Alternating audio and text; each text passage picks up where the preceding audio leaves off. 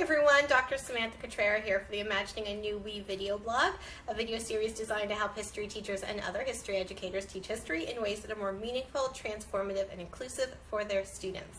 So we're continuing pandemic pedagogy today, and I've been thinking about, and I think I've said this before, I've been thinking about how to think about the series kind of moving into the fall and winter, because so much is unknown in a different way than it was unknown in like March and April. And I thought that one of the elements of pandemic pedagogy is and I mean, a lot of people are talking about this. This is not like my original idea, but to be able to focus on the affective, emotional lives of young people, to not be so didactic with the curriculum that we don't leave space for other comments and questions about the world. And so I thought I would kind of live this pandemic pedagogy with the pandemic pedagogy part of the video series in the fall, because just a reminder, there's 3 series in the fall because apparently I'm just a glutton for weekend work. Mondays are meaningful pandemic pedagogy midweek, and then the source is Saturday on the weekends with historians. So I thought for this part of the series, one of the ways that I would kind of live my own pandemic pedagogy is to invite people to have conversations about a range of things that are like history adjacent, or I think in one video I explained it like, if I'm interested in history and I'm interested in all these things, I mean, I'm sure other people will see the connections too. Hopefully you will. And so one of the reasons why I thought it would be good to talk about things that are other than just like capital H history or history proper is because your students will have questions and you have questions, and it is kind of nice to think about broader things and how they intersect with our lives as history educators, but not so directly. And this video is an example of that. So when I was in high school, I was a part of there was a history group, like a club, but I should have just looked it up. But actually what we did was social justice work, and we did anti violence against women marches, for example. We did stuff around anti-racism, stuff around the Harris government, we did a lot of social justice stuff. And I know a lot of history teachers also have work that intersects with social justice. Hopefully that's one of the reasons why you are finding kind of interest in this series, because I am interested in social justice as well. And so when the We scandal, me to we, when the We scandal came out in June, my impression was that people were open to hearing the criticisms, maybe, but not completely understanding why, and also just not knowing where to fit the social justice work that you want to do if we isn't available, and how do we do that work without falling into that same trap, right? So what I did was I connected, I saw a Twitter feed written by this woman that I'm going to talk to today, and I contacted her and I said, do you want to talk for the series? And she said yes, so I'm very, very excited. We are talking with June Findlay. This is her master's dissertation. It was published in Sweden because she went and did her master's in Sweden, and so this focuses on We Day, but also a couple other international charities. And she talks about this notion of charitainment, so charity plus entertainment. And she wrote about it on Twitter, and then she wrote an article for Flair, and now she is on this humble but important little video series to talk about the history of charitainment and why it's problematic, and also how we can. That was a little interruption, a phone interruption. There's a lot of beeping today. Anyway, so I know that perhaps you're kind of thinking about we, but also where to place your where to place the enthusiasm and activism that your students and you were able to engender through we, and how to put that into how to think about other kind of charities and things like that that maybe are a little less problematic than we is. So I'm really excited to talk with June. I think it's going to be great, and I hope that you're excited too. So let's go over to Zoom. So June, thank you so much for agreeing to speak with me. I think that it's really great because in September a lot of teachers and students get ready for WE Day, and the Twitter thread that we connected on was so thoughtful, and so was your master's thesis, which makes sense because it was award-winning master's thesis. So I'm so glad we could talk today. Thank you. Yeah, this is great. I've been super happy to have conversation with different people, and Twitter has proven to, time and again, to provide super cool opportunities like this whole thing from the Twitter thread, which is wild, and meet people like yourself. So yeah, it's super exciting to be here. Thanks for having me. Yeah, thank you. And so before we get started, can you introduce yourself? I mean, I did a little introduction, but can you introduce yourself? Yeah, absolutely. So my name is June. I am a social media strategist, creative strategist, copywriter, you name it. I've probably done it in social, and I've been doing it for about 8 years now. I'm based in Toronto, but I wasn't always here. For a brief amount of time, I lived in Sundsvall, Sweden, which is almost quite literally in the middle of the country. And that's where I pursued my master's thesis in media and communication science, where I wrote Charitainment. And that was the subject of a Twitter thread that I wrote while I was moving. So July 3rd, it was the same week that July 3rd was a real chill week too. It was and it wasn't. Like the 25th, it was weird because that timeline is interesting. The 25th of June was when We Charity and the government were like, so we're not doing this deal. It's done. And so that week started like a slow burn in terms of media. And then by the end of that week, we saw that people were like, oh, so this is not happening. What happened with We Charity? Why is it being withdrawn? I was like, oh, well, I was kind of being cocky, and I was bored and waiting for the movers to come because they were late. And of course I go to Twitter. And so I was like, oh, We Charity's in the hot seat. Finally. So I was tweeting about it, and I basically said about time. They've been meaning to get this for a long time because they've been sketchy. If you're in the nonprofit industry, you know that they've been sketchy for a long time for various reasons. And so it's finally time that they've been held accountable. And so I just haphazardly said, does anyone want to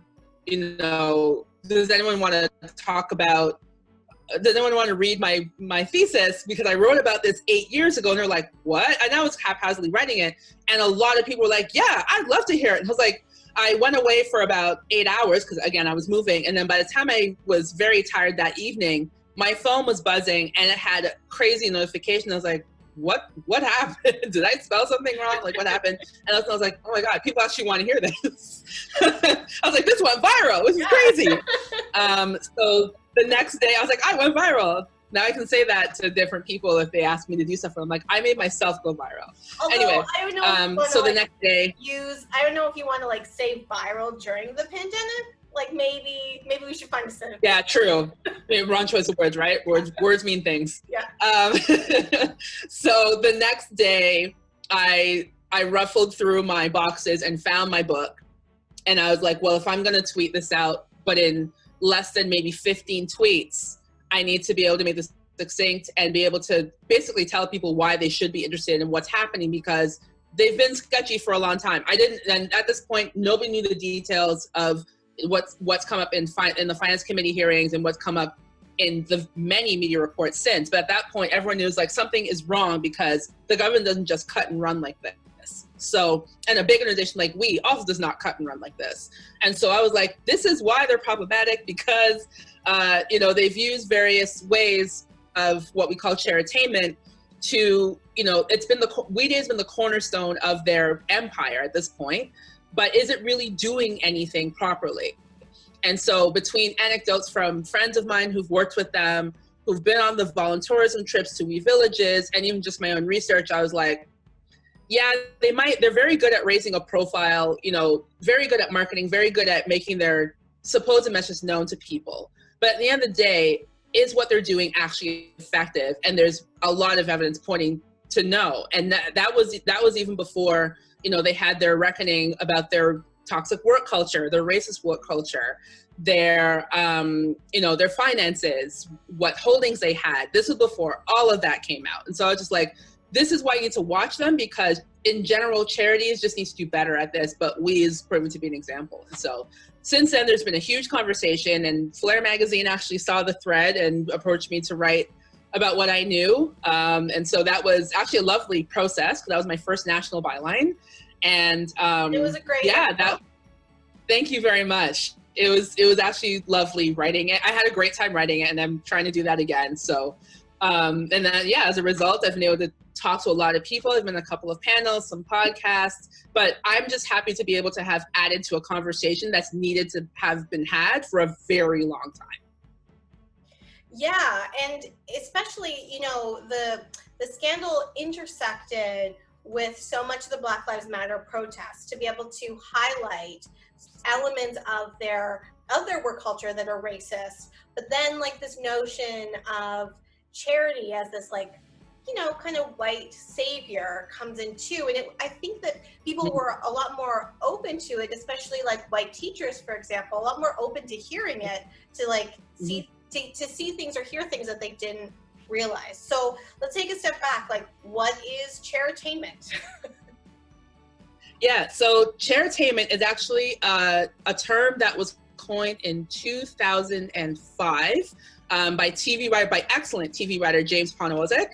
He writes for TV culture for the New York Times, but at the time he was at Time magazine.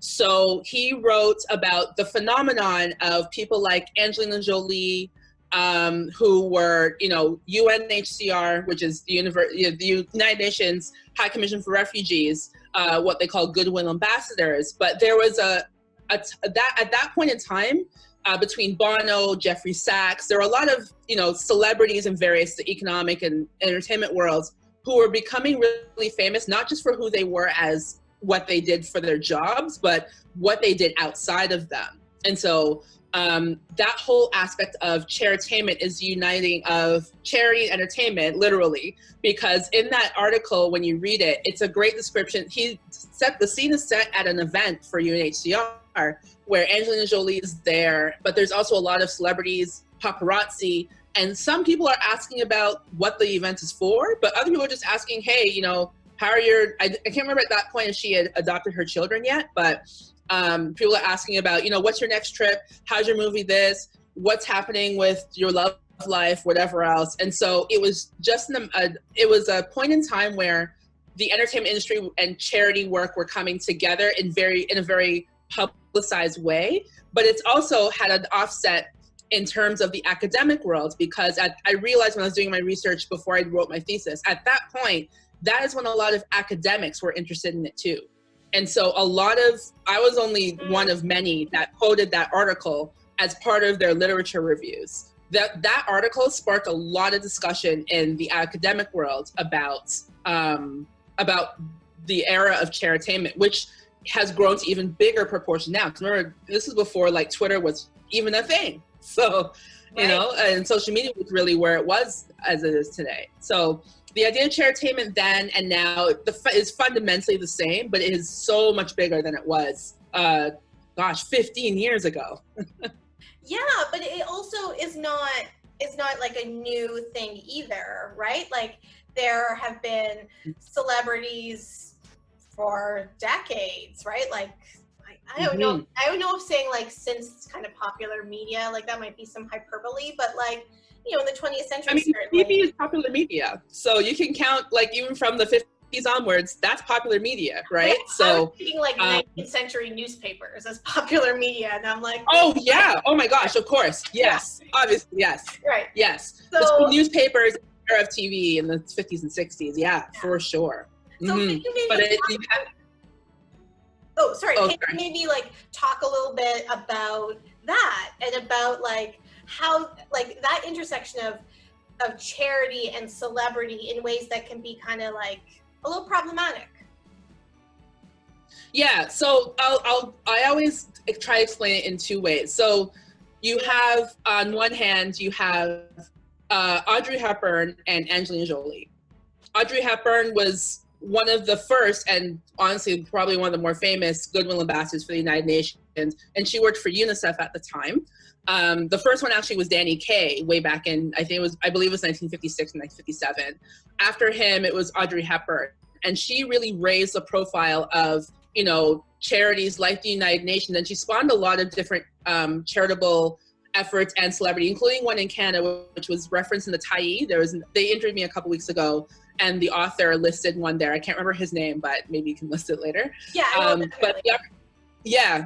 I can remember her name is Lotta. I think Hermanoshka, that was her name. But anyway, so you have Audrey Hepburn, who, yes, was a celebrity, but she used her celebrity to authentically bring awareness to where she was going at the time, because, I mean, travel then was just becoming a thing. And so like, oh my gosh, she's going to this faraway country with these interesting people and trying to help them out. And, you know, literally we couldn't go anywhere. And so people were like, I want to be able to give my money to help this person, this organization do what they're doing. And so it was a bit simpler, and that's just like, you see this lady who's helping these kids, whatever else. And even then the framing could be problematic, but that's beside the point for now.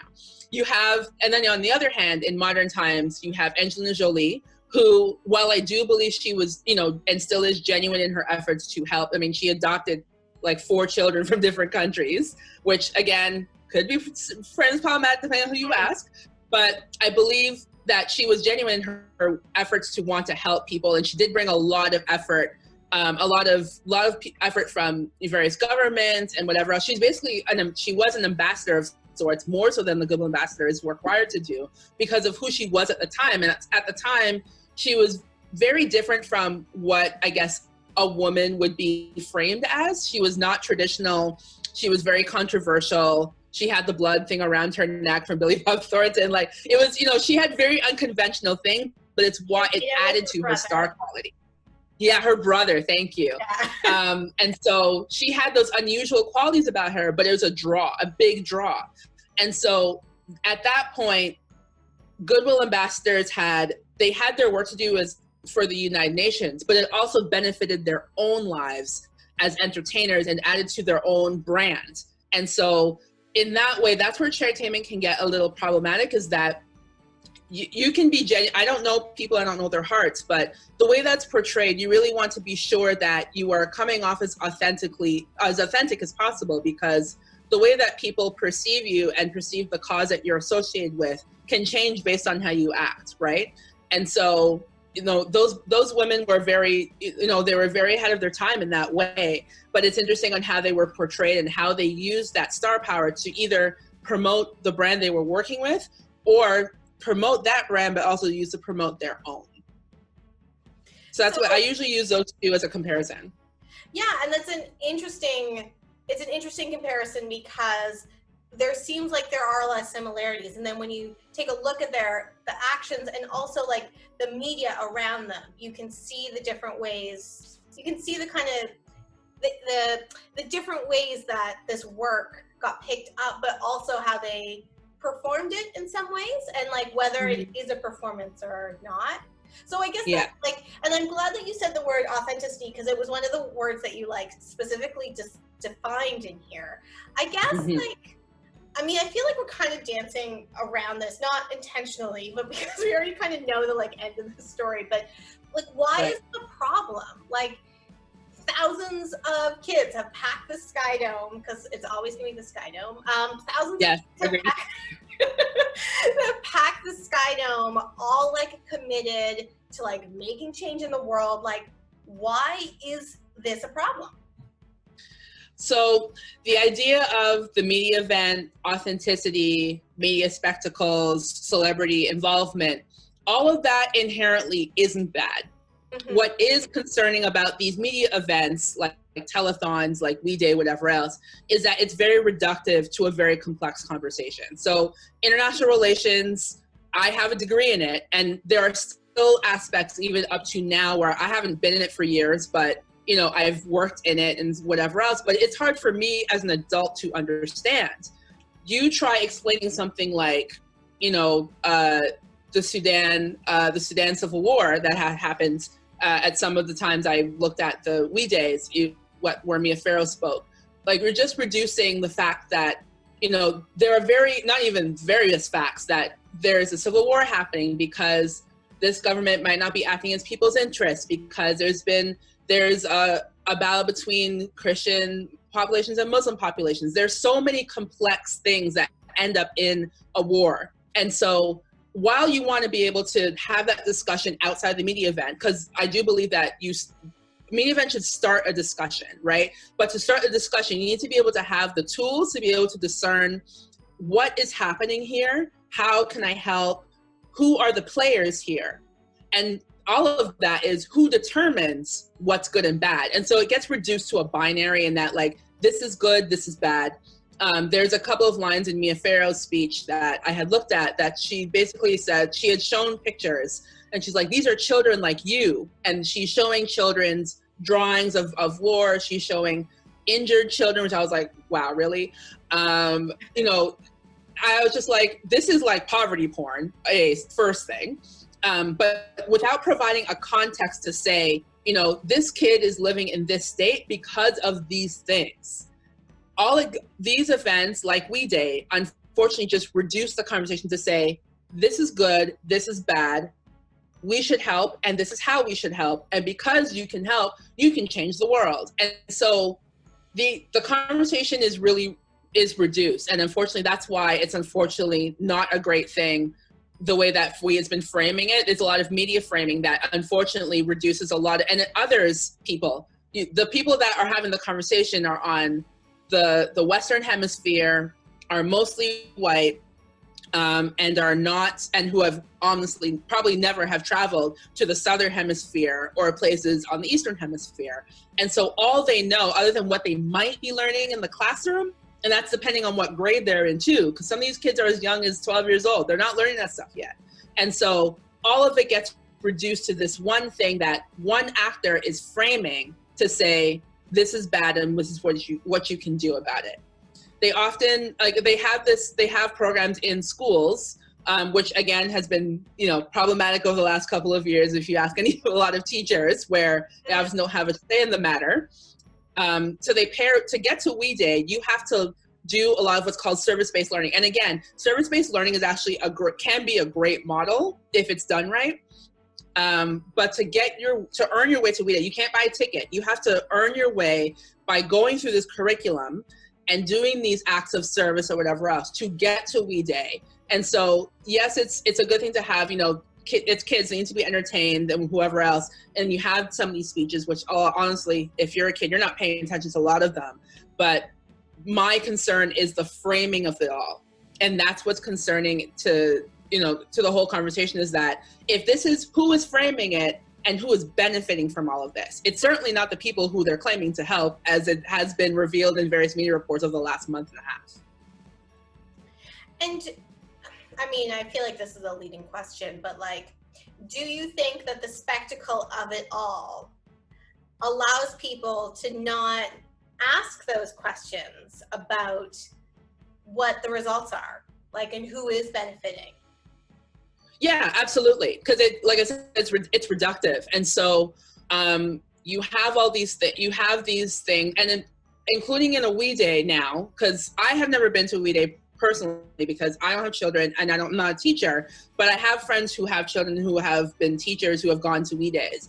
And in addition to learning about this situation in the world, they also have corporations coming in to talk about various things. So you're having all these messages thrown at you. So even then, you don't even know which one to pick to really pay attention to, because you have all these things coming at you. But then you have this famous person, or maybe not famous to you, because I don't know about you, but a 12-year-old would not know who Mia Farrow is. Their parents might, or maybe even their grandparents, yeah. But a 12-year-old is not going to know who Mia Farrow is, as famous as she is for all she's done.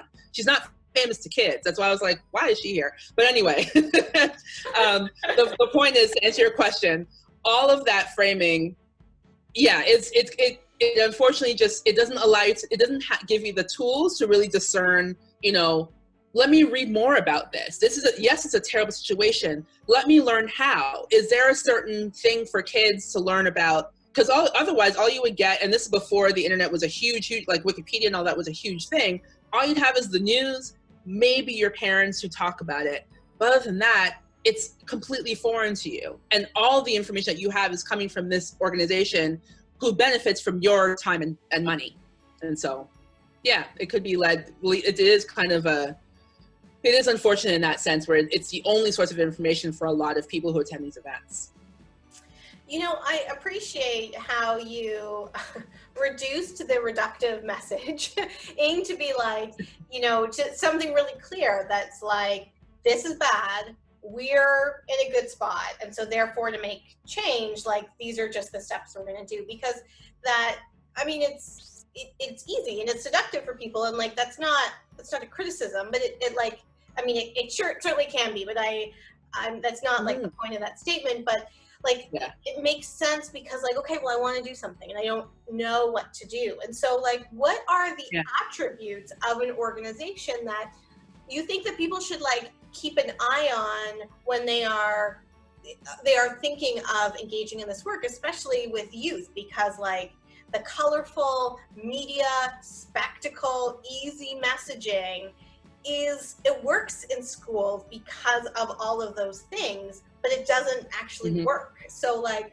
what are some attributes people should be like kind of looking at or looking for?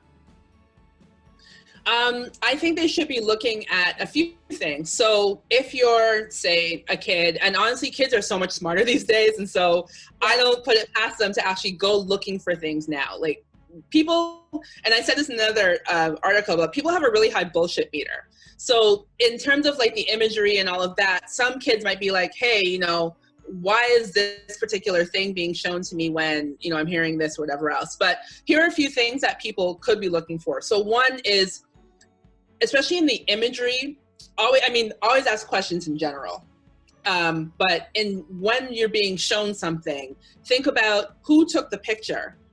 Do we know anyone? Do we know anything about the subject other than what the organization is telling us? Do we know what work, like you have to zoom out and look at the big picture of things. If you're seeing a photo on Instagram and they say, this is Solway from Ethiopia and she's doing this thing. Okay, cool. I want to know what this organization is doing in Ethiopia in the first place. Are they doing sustainable development? Are they doing polio things? Are they doing whatever else? I want to be able to start thinking about it and find it on your website, because on Instagram is one thing, but the website's another. But again, this is where social media is fascinating and complicated at the same time, because a lot of people, especially in younger ages, do not visit a website anymore.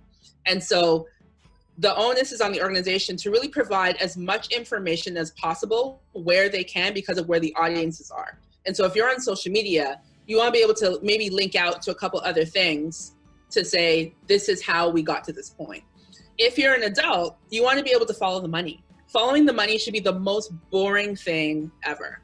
Having written a few annual reports myself at organizations, or have contributed to them, I should be able to find out how long you've been in operation, what essentially your budget is, what exactly it is that you do, who benefits from it, who you employ and where you employ them, how your organization generally works, and the projects that you do. Where is the impact? And also, how did you measure that impact? And that's a trickier one, because I think that's where We Charity kind of shone a light on a lot of other organizations, in that there are things like Imagine Canada and all that are watchdogs in this regard. And there are other smaller firms, like the one headed up by Kate Bain and Mark Bloomberg. They had each head up different organizations from a law and a financial perspective on where charities stand, and it's great work that they've been doing. But in general, in the general public, it's Imagine Canada that's the watchdog. But unfortunately, even they've been under scrutiny the last month and a half, which is bad. So I want to be able to look at an annual report and follow the money and follow the projects and all of that stuff. And I really learned this when I was at UNICEF Canada, because being responsible for a lot of the imagery that came out on social, I really had to think about, how am I looking at this as a consumer?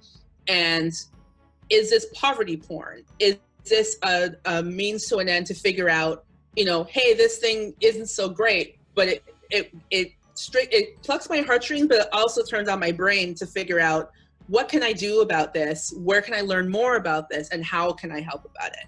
And so that's the power of good photography and imagery. for a lot of things, and that's no matter who you are, young, old, whatever, it does not matter. But yeah, you should be able to find out, at the end of the day, you should be able to find out more about the organization you want to help, and it should not be hard to do so. So it's interesting because one of the things they do is I supervise undergraduate students' independent research projects, so like their thesis project. And I had a student propose a project in like March, April about like looking at how charities represent themselves online, on websites, on social media. And so when he collected his data this summer, I was like, oh, it's gonna look different right now. And he said, you know, I was kind of expecting all the websites to be the same, and I would like to name him and give him credit for this work, but I didn't get his permission. So I'm just like saying these are not my ideas, and if I do get permission, his name will be below. But he was like, I was expecting it to be very similar, and it wasn't. And he, like, obviously he looked at We, because it's like the biggest, most high profile, and then he looked at another one, and he's like, it wasn't flashy. It was just like, we're working really hard. Like, this is where you can send us like money, basically. But we're like, we're working too hard to have all of these graphics. And he's like, but then the We website is just like, you know, and the social media presence is so crazy. And he's like, it was so interesting to realize like how you could get sucked into the imagery of it all without realizing like, did they actually say like what they're doing?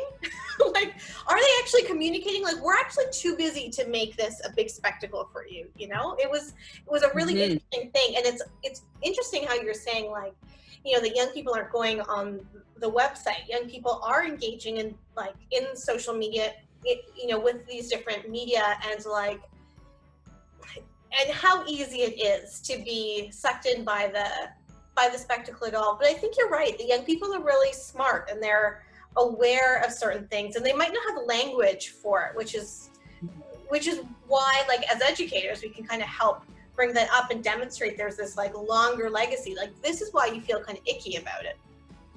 Absolutely. Like, I remember like my 9/11 moment was actually probably one of the best teachable moments I've ever experienced in a classroom. My global studies teacher in OAC, yes, I was grade 13, I was the last cohort. So at 9/11, we watched, he wheeled the TV into the room. Remember the TV on the Oh, for they sure. wheeled the TV into the room? I think yeah, so. I was like, oh my God. Yeah, the So VHS. right? He wheeled the TV into the room. It had CNN live. Our school actually could afford live. Back then I was like, we can afford live TV, but then again, our Parents Association raised a lot of money for it. So we were able to have a lot of things that a lot of other schools couldn't. So we watched it, the second plane go in live. And we were all like, what the hell just happened? But for the rest of the class, he forgot the rest of the class. And he was like, this is scary, right? And everyone's like, I don't even know what just happened. Like, I saw a plane fly into a building, and I found in New York City, and one of my cousins worked close. She works in downtown Manhattan. So I was like, I'm just freaking out because I'm like, my cousin, what is happening to my cousin? But he helped to calm all our fears by just saying like, this is likely the result of decades of conflict between the United States and various actors in the Middle East. And remember, this is a global studies class. So this is exactly in his realm to talk about this, because we had been learning about all that stuff, about the annexation of Palestine, whatever else.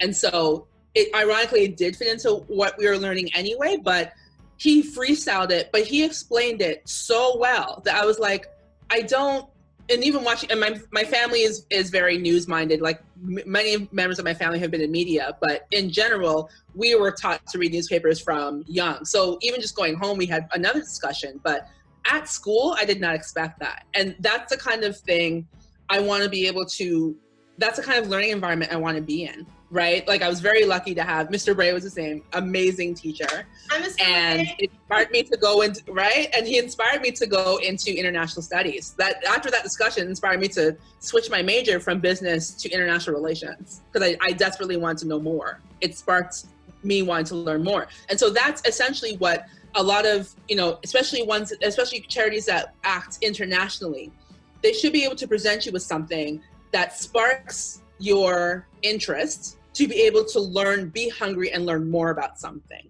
That's why I don't think media spectacles are inherently bad. I think they can serve as that thing. But if you're being very myopic in your view about who helps what and all of that. And this is before you get to all of the profit organization versus nonprofit, where your money kind of goes into the profit arm and then doesn't go into the profit, like it's nonprofit. Before all of that, like, I just want to know, what exactly are you doing? Who's paying for it? Where's the money going? And then where can I see the results of all of this? And what impact did you have? Is the problem solved? Like, the UN, again, for the second time, just eradicated polio, right? But we want to be able to see those things and how they did that and all of that. But that information is, well, I was going to say readily available. It's not exactly easy to find, even as a former UN employee. So they make that hard, unfortunately. But it's findable. That's the point. You know, so I want to reflect on my 9/11 moment as a way to like build on that, because you sparked some like kind of interesting elements there for me. So I was in first year university that year, and you know, whatever we saw in our common room, and then I went to an American history class, and the teacher didn't have enough about it, you know. And I was at I am not going to name the school, but I was at like kind of a smallish university, and you know, you don't know what to do with yourself in these times, or like a situation like with global poverty that's bad, right? Like, you understand it is bad, you want to do something, you don't know what to do about it.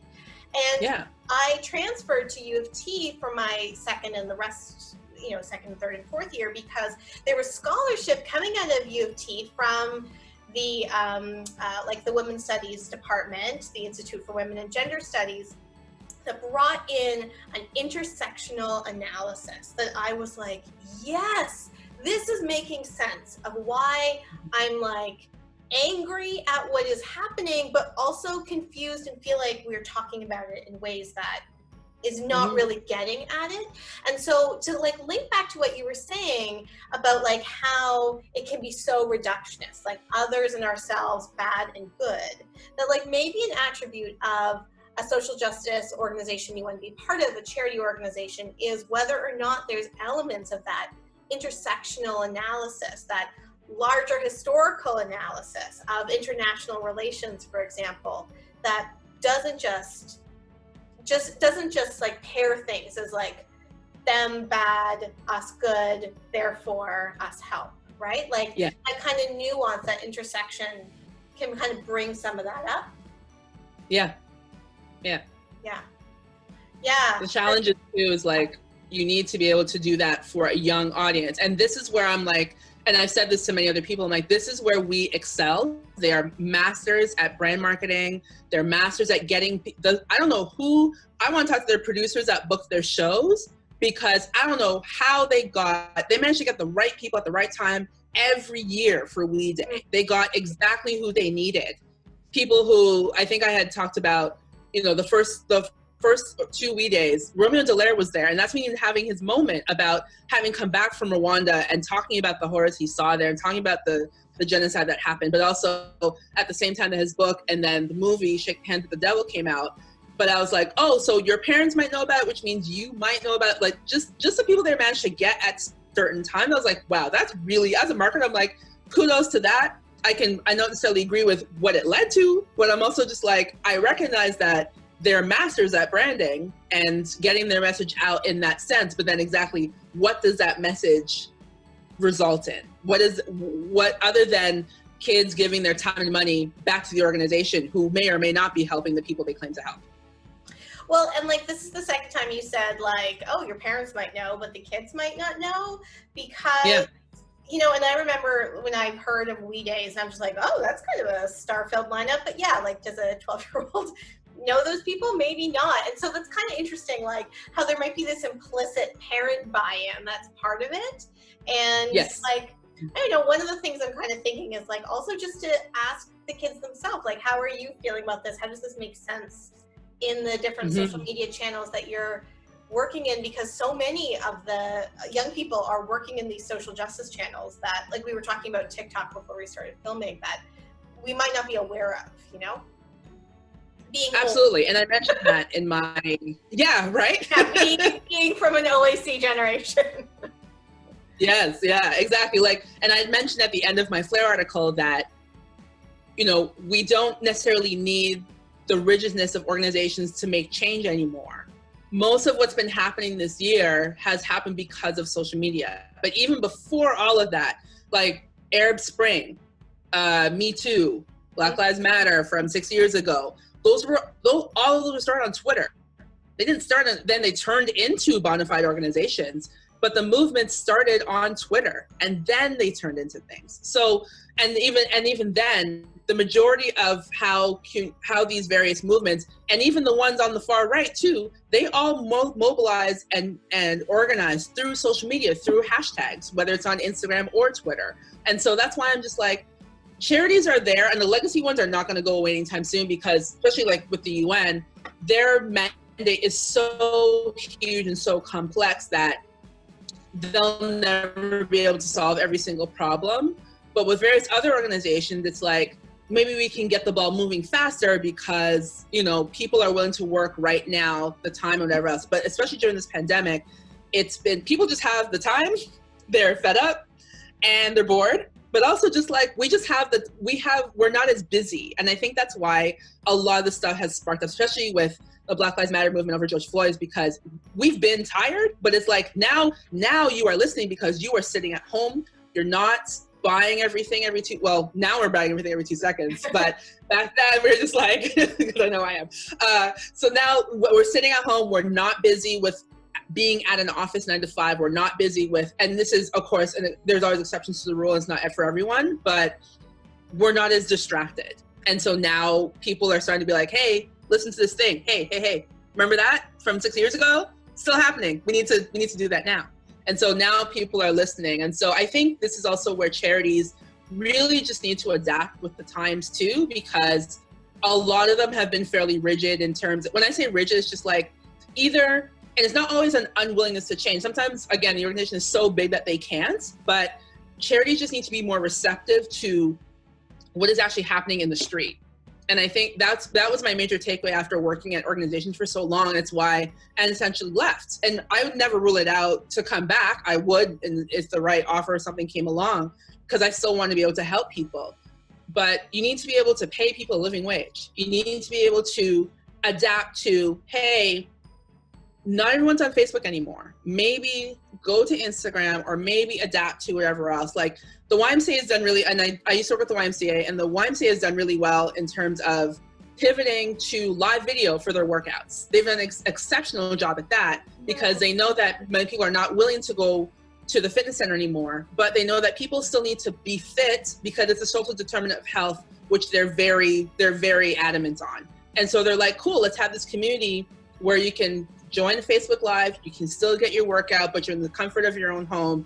And yet and they're actually helping people. But at the end of the day, it's a good branding move too, because they're like, hey, I remember the Y was ever, and I can't wait to get back in the gym and renew my membership when they open again, right? So it's not always altruistic, but it certainly helps. Even if it's just adapt to the times, and honestly it could benefit you in the end. But so many charities are very unwilling to change just because it's the way they've always done it, right?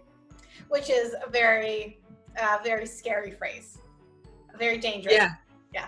I've heard it far too many times. Yeah. I am aware of the time. I want to wrap up, but I also just want to highlight that. So I talked to Dr. Kristen Davis in June, around the time of the Black Lives Matter protest. No, it was like that week. It was a very stressful week, and she was saying like one of the things about Black Lives Matter is that it really highlights to young people, for example, that like you can make change on a grassroots level. And so often when we're learning history, we learn about, and she was American, like the great men, usually the great people like Martin Luther King or Rosa Parks. And we might not be able to think that we can make change, that we have to be one of these great people to do so. And not only does that reduce the stories of Martin Luther King and Rosa Parks in particular, like super problematic. If you don't know that, to the watchers, look it up. That like, if like a charity with that type of spectacle, like was really kind of about this like cult of an individual of these like charity people, like the brothers, they are these people. Mia Farrow, there's these people. Like it isn't the same kind of grassroots that we're seeing from social media social media protests and activism and things like that. And I think that's kind of an interesting maybe like element too for people to be aware of. Like, is this the cult of individuals despite the me to we part, or is it something that comes from the ground up in a way that feels more authentic, kind of going back to your first answer, right? Yeah, and that what you described there in terms of the cult of individualism, all that, in the book, we call it ironic solidarity. It's one of my favorite academic terms. Sorry, I didn't notice that. I should have brought that. No, that's okay. I mean, listen, it's dense. It's a lot of stuff. Like, it took me 6 months to write it, but it was a lot of late nights, so it's okay. Like, it took me a while to figure it out, but it's why ironic solidarity is one of my favorite academic terms, because like you have the we aspect, like people are like, hey, we need to do this, but essentially you're really acting because you have been affected by this thing and you feel emotionally influenced, whatever else, because this celebrity, this organization has told you as such. So you're not necessarily, you might be responding to, and you might, and I'm not saying like, we're all essentially selfish, that's human nature, but some people might actually be like, despite that, they might be like, hey, I actually do want to help these people because it makes me feel good. There's nothing wrong with that. The point is with I use ironic solidarity because it inherently is a selfish motive, in that the charity is really only more motivating, at least as it acted with We Days, it's only acting in its best interest to promote its work, which again inherently isn't bad, but because that work is not measured properly in terms of the impact, we don't know that. Because of who they work with, various corporations are allowed into these things. And then afterwards, what exactly is the impact with what happens when the kid goes home to their parents? They just be like, hey, I went to this cool thing today and that's it. I felt good for that moment, but that's about it. So like, it's ironic because yes, so collectively you decide, oh, we are going to do this thing, but individually you're like, I want to do this, but not necessarily because I know I'm going to help these people over there, because Justin Trudeau said it was cool and I want to do it because I think he's cool, and that's it. So, and again, that's a reductive thing. I actually encourage you to look at. There's lots of literature on Charitainment, mainly from Lily Shuli-Araki. She's who I base a lot of my work on for this thesis, and she's on Twitter as well. She doesn't tweet as often, but her body of work on media spectacles and all that is amazing. And I absolutely recommend that you look more into that if you want to learn more about Charitainment, media events, post-humanitarianism, ironic solidarity, all of those things. She wrote about those in Europe before anyone else. And so that's what I based my work on, because before I did it, no one had done it for North American context. So that's why I was like, sure, it's amazing. Go look at it. That's so great, and all like the links will be below the video, so people can do some like follow through if they want to. June, this has been so great. Thank you so much. I really appreciate. I appreciate you tweeting it out, but also being able to like have a conversation about it in relationship to like history teachers, for example, that might be doing this work. I think that you've like brought a lot of really important ideas to the fore, and I'm really kind of excited to see what people kind of think about it in relationship to their own work. So thank you so much. This has been great. Thank you so much. This is honestly what I wanted when I wrote my thesis. All I had really wanted was for it to be in the realm of public discussion. It took 8 years for it to happen, but it happened. So this is all I really wanted for my thesis, other than the degree that I got because of it. But this is stuff that needs to be talked about and has needed to be talked about for a long time. And so like I said before, I'm really just happy to be able to add to the giant body of work that's now been created in the media because of this. So I'm happy to be here. Thank you. Yeah, no, thank you. And like I said, all the links will be below, and let's stay in touch. Thank you. Okay, bye.